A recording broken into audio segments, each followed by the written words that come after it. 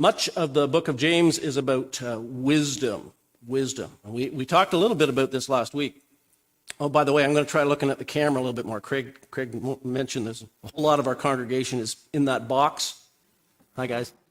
And I don't want to ignore you, but it's much more, appealing to speak to people who are actually right there live. Hopefully people will be considering coming more with our new vaccination rule. You perhaps feel safer. So James is very much about wisdom. It's almost the New Testament version of wisdom literature. And it starts out very early in the first chapter.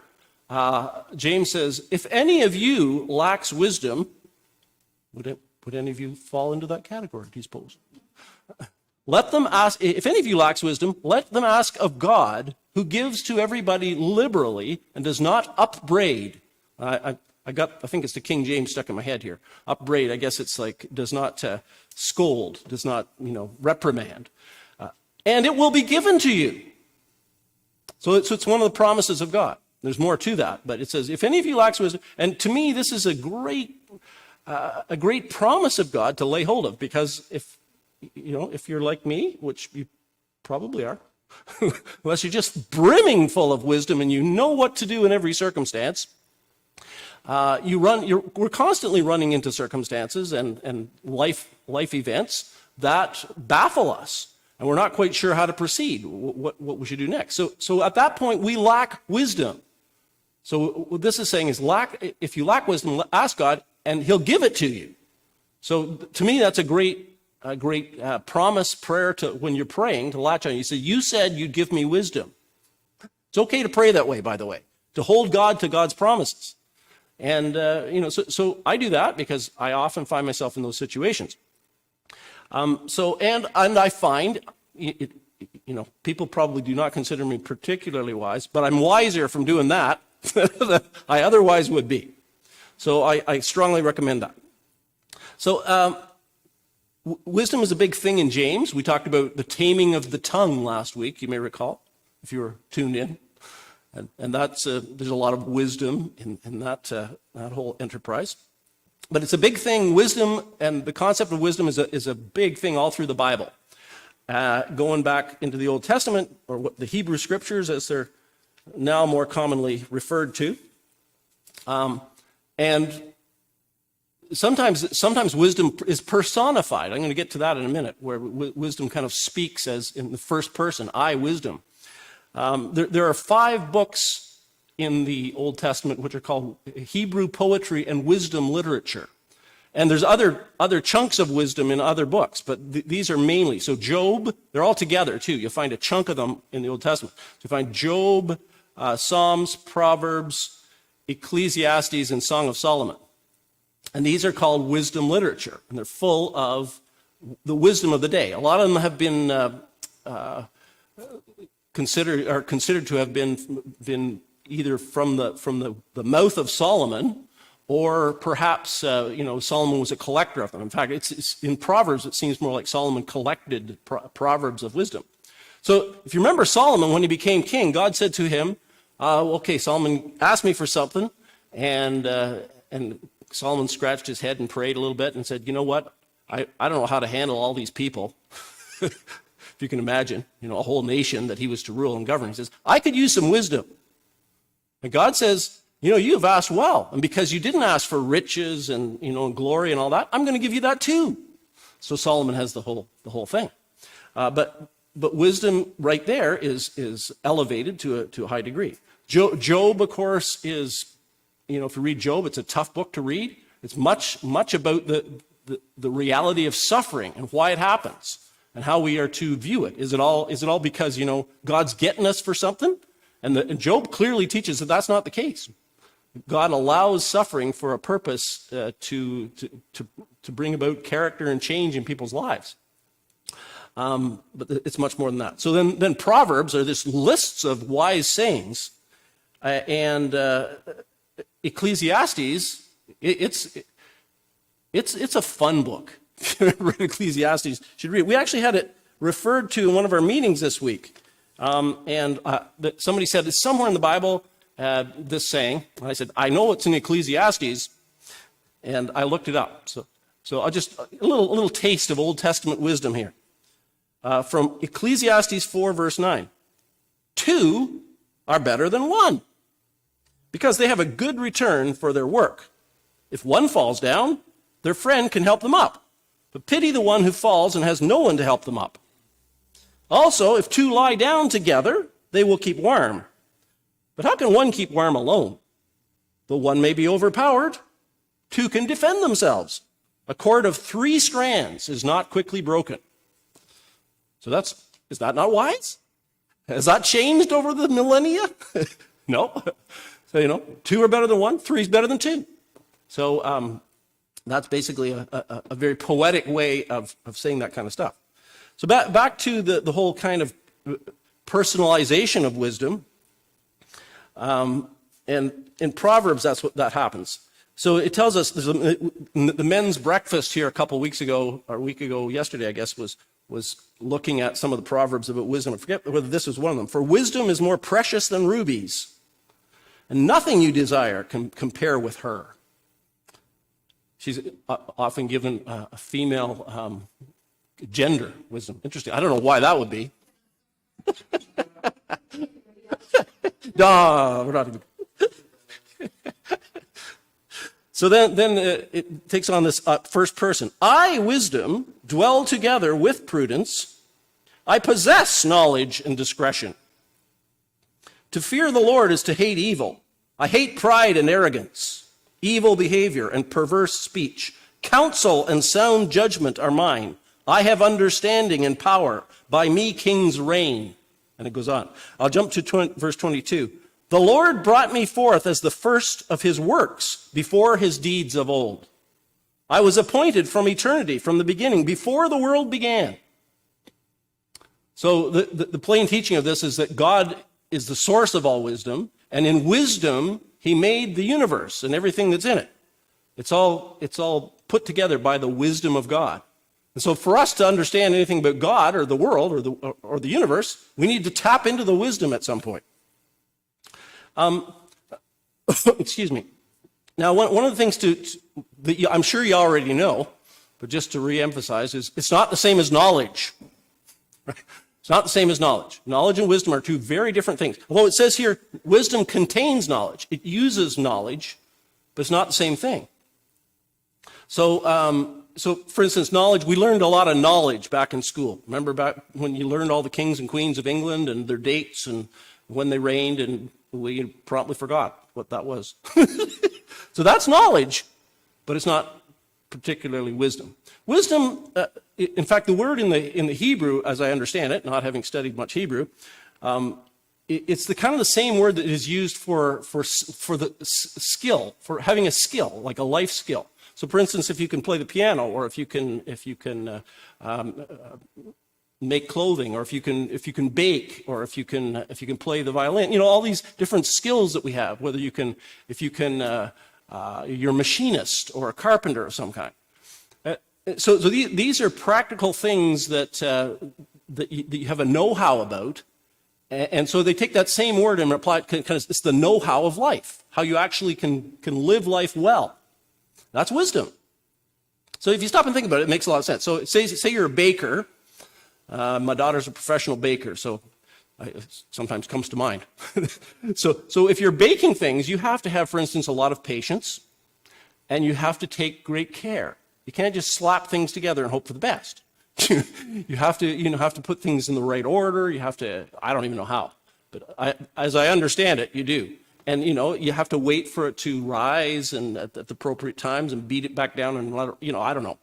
There's a whole thing. And if you stop and think about it, a lot of those things can be jumped over into real life. Because in order to live your life, you need to take a lot of care and carefulness about things. And you need also to have a lot of patience. Because things take time. So, that's kind of there. What has struck me, this may be offensive, but university education is mostly knowledge, whereas college education is much more wisdom. Really, because university education is really about learning a lot of knowledge. I mean, it's more than that. I mean, I'm being extreme here, but college is learning a skill, learning a trade, learning how to practically get along in the world. And that's why a lot of people are saying, why don't go to university? Because you're not going to get a job. Go to college. Not that university isn't wonderful and great and everybody should go, because they should. But yeah, I did spend a lot of time there. But most of what I've learned that might be considered wisdom, I've learned through the hard knocks of life, and that's kind of the way it is. So according to James, that's the intro to the kind of the biblical emphasis on wisdom. James says there are two kinds of wisdom. Two kinds of wisdom. The one we would maybe not even call wisdom, but he does here. And so he starts this, who is wise and understanding among you? Who is? Put up your hand. Are you wise and understanding? Let them show it by their good life, by deeds done in the humility that comes from wisdom. Apparently, humility comes from wisdom. So there's a starter right off that. But, so now here's the first kind. He's going to kind of, his emphasis by far is on what we're going to call heavenly wisdom or godly wisdom. But he says, if you harbor bitter envy and selfish ambition in your hearts, do not boast about it or deny the truth. Such wisdom, and my version puts this in parenthesis? No, what's the word? Quotation marks, thank you. Such wisdom does not come down from heaven, but is earthly, unspiritual, of the devil. Demonic was the word in the version Sue read. For where you have envy and selfish ambition, there you find disorder and every evil practice. But he calls this a kind of wisdom. So this I'm going to call earthly wisdom. Then he goes, but the wisdom that comes from heaven, he contrasts these two, is first of all pure, then peace-loving. Make me a channel of your peace. That's why we sang that today, by the way. Considerate, submissive, full of mercy and good fruit, impartial and sincere. Peacemakers who sow in peace raise a harvest of righteousness. So this is a lot longer definition and kind of description of what the heavenly wisdom, the wisdom that comes from heaven. So both, the thing about they are is both work. Both work. You can live your life fairly successfully with earthly wisdom. Not that I'm recommending it, but a lot of people do. I mean, people in our world, they're driven. If you look at the inner motivation, it has to do with selfish ambition and bitter envy and selfish ambition. Bitter envy kind of describes the motivation deep in people's hearts, often unconscious. But envy is kind of like, well, they've got more than I do, or they've got it better than I do, and I kind of resent that, which is kind of subtly in a lot of us, maybe all of us. Of course, it's in all of us, to a degree, to whatever degree. And selfish ambition is kind of the other side of that. I'm going to be better than everybody else. And they're going to look at me with selfish envy, by golly. So it's that I got to be better, I got to be stronger, I got to be richer, I've got to be more respected, I got to be up there higher, whatever. So that drive actually works because people through that competitive drive they're successful. So here we talk about this. The only definition he uses really in this passage is bitter envy and selfish ambition. But there's a lot of other descriptors that if we go through Scripture or go through our own lives that we know could characterize earthly wisdom. So I think, for instance, in our day and age, materialism, kind of the philosophy of materialism, which is not even a conscious philosophy, is earthly wisdom. In other words, that if you get a lot and if you're rich and you get a lot of stuff, you'll be happy. I mean, basically, that seems to be what people think. So that is a wisdom that's out there, that's promoted, often through commercials and such, that a lot of our world buys into. And it's a lie. It's a deceit. It's deceit. I mean, you might be momentarily happy because you got a lot of stuff, but that's not really how we're built. We're not built for that. So both work. Now, James looks at things differently not differently, but he has a different take on it, a different angle than, say, Jesus in the Gospels, as we read about him in the Gospels, and Paul in the epistles. And so, in fact, Martin Luther, at the time of the Reformation, didn't like James, because his whole emphasis was salvation by faith alone, without works. And James seems to talk a lot about how you live your life and your works. So he said that James, it's a right strawy epistle, an epistle made of straw. Funny. So he didn't give it probably the credit that he should have done. Because it is scripture, and it's powerful, and it's wonderful, and it's rich. But so he looks at it like this. Paul would look at, say, the earthly wisdom, heavenly wisdom. He uses words like the flesh and the spirit. So the old nature that we all have, that we are all partakers of, because we're fallen and because we're sinful, has, its default thing is earthly wisdom. We're motivated by selfishness. We're motivated by greed. We're motivated by, basically me first. So, but when we come to Christ, we are transformed within.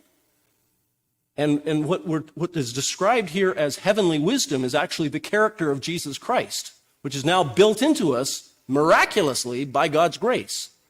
And as life unfolds, if we continue in our obedience, if we continue in our faith, the character of Christ grows within us. And therefore we are wise in the good way. We become more and more wise. In fact, Paul says, God has made Jesus to be unto us wisdom, righteousness, sanctification, and redemption. God does not give us something. He doesn't give us wisdom and Jesus. He gives us Christ, and all the good things are included in the person of Christ. So let's look at this distinction, the earthly and the heavenly, in the political arena, for starters. Since tomorrow's election day. And we can't help but have seen all kinds of people stumping and speeches and, telling us why we should vote for them. Now, I'm using extremes here because the truth is always somewhere in the middle. People are a mix. We're not all completely dastardly through and through.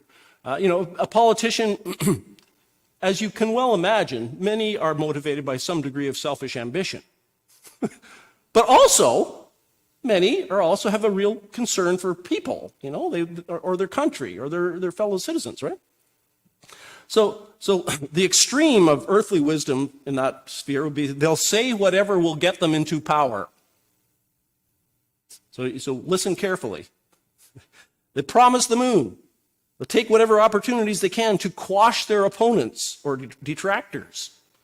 And in parts of the world, they'll kill them if they're their detractors or their opponents. The tin pot dictators of our world are the extreme. But even in a free society, we almost have that. We certainly have a lot of attack ads and that sort of thing.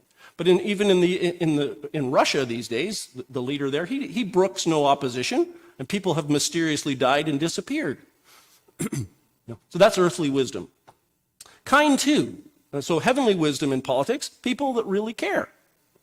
They work well with others. He says here, they are peace-loving, considerate, submissive, full of mercy, sincere. It implies the capacity to get along with others and work with them. They have a heart for the vulnerable, for children, for the elderly, for the disabled, for the poor, etc., etc. So a real heart for that. So that would be the heavenly wisdom in the political arena. A name that has come to mind to me, and he's not perfect, but John McCain.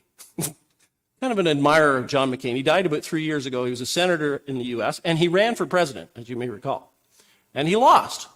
But when he lost, he didn't go and sulk. He just went back to work in the Senate. Just back to work, serving the people. He would work across the aisle. Notice how most people don't seem to be able to do that much anymore. There's these two sides, and ne'er the twain shall meet. John worked both sides. He made friends.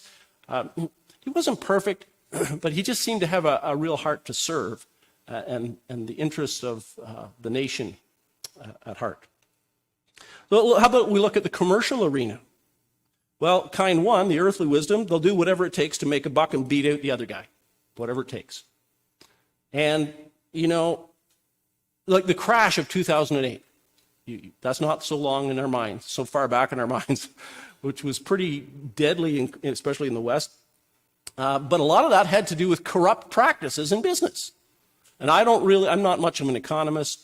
I readily admit I don't really understand a lot of that stuff, but I know like the Lehman Brothers got in trouble and they were a big factor. Enron got in trouble, they were a big factor.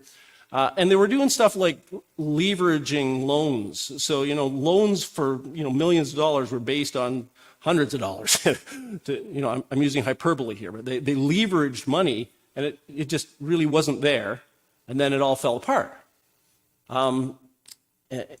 Insider trading is something that goes on in the business world where people that have inside knowledge of something's about to be sold or bought. They buy or sell shares with that inside knowledge, which is illegal and unfair, and people do it all the time. Or environmental shortcuts. Not even caring, just want to make a buck, and they don't care what happens to the land, they don't care what happens to the earth, they don't care what happens to the people where they're doing business. So for instance, the Reed Paper Company back in the 60s and early 70s, I guess, had a paper mill up on the English River in northwestern Ontario. And they used a lot of mercury in the production of that paper, and they just let the mercury run into the river. Well, that caused a few problems. So just downriver was the Grassy Narrows First Nation. And by golly, after a while, people were getting sick, and because they were eating the fish and drinking the water, people were dying. And what's going on? They found these huge high levels of mercury. And, still today, I don't think it's really cleaned up yet, where you can actually fish these waters. And that's just an example of greedy practices in business. So kind two, is it possible to practice business using heavenly wisdom? I think it's when people are proud of their work, they're proud of their products, their services, they listen to their employees, they're open to suggestions, they listen carefully to their customers. Isn't it great when people listen to you as a customer? They're always improving. And, a great example recently, I think it was 3 years ago, is Master's Bookstore in Haliburton here. So Kathy Stover, she won that year from the Chamber of Commerce the Customer First Business Award. And I couldn't think, but you couldn't find a better candidate. You go into Kathy's store, she's very, she waits, gives you a minute, and then she asks if she can help. And then she'll doggedly look in every nook and cranny of her store to see if she can find what you need. And if she doesn't find it, she'll ask you if you want to order it, And if you don't buy anything, she doesn't hold it against you. She's just service oriented. And she's a Christian, of course. It's a Christian bookstore at heart. But she's a great example of using heavenly wisdom in business. And my last area of concern is the church. And now there are extremes. These are extreme expressions. And okay, so kind one, using earthly wisdom to build the church. You do whatever it takes to get somebody into your church and keep them there, right? You do sneaky things, bribe them, use scare tactics, you use manipulations. People have used threats of hell and guilt trips galore. This is commonly used in churches. Then you belittle the beliefs and the practices of everybody else, and you brag about yourself a lot. Now you may think, that's ridiculous. What church ever would do that? I was at a church that did all that, and it took me a while to realize what was going on. But I see it happening in churches commonly. So it's not, it's the practice of earthly wisdom. Kind two, heavenly wisdom applied to church. We treat everybody equally, kindly, considerately, respectfully. We learn from each other. We protect the vulnerable. We worship with sincerity. We don't pretend and fake it. And we serve. And I think this is the way of Jesus. Jesus actually says, whoever wants to be greatest among you, that's okay, you can be great if you want. But to be great, you have to be the least of all and the servant of everybody else. This is not flashy. Washing people's feet, not flashy. So James wrote all this in the first century, but his teaching is timeless. Has the world changed much since that day? No. we still struggle with the temptation to be envious of others and to outdo them. All of us. Bitter envy and selfish ambition, they're there. These never build Christ's kingdom. This wisdom is destructive when it's in the church, for sure. So to hear this bit of scripture again from the New Living Bible, it's a little bit of paraphrased, a little bit up to date. But the wisdom from above is first of all pure. It is also peace-loving, gentle at all times, and willing to yield to others. It is full of mercy and the fruit of good deeds. It shows no favoritism and is always sincere. And those who are peacemakers will plant seeds of peace and reap a harvest of righteousness. That's the wiser way. Let's pray.